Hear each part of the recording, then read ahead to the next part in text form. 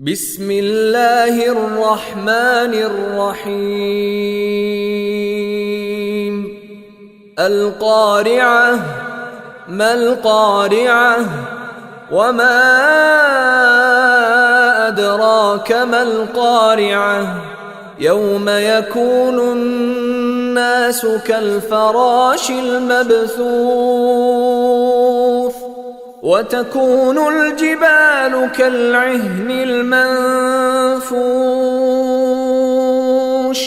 فأما من ثقلت موازينه فهو في عيشة راضية وأما من خفت موازينه فأمه هاوية وما أدراك ما هي نار حامية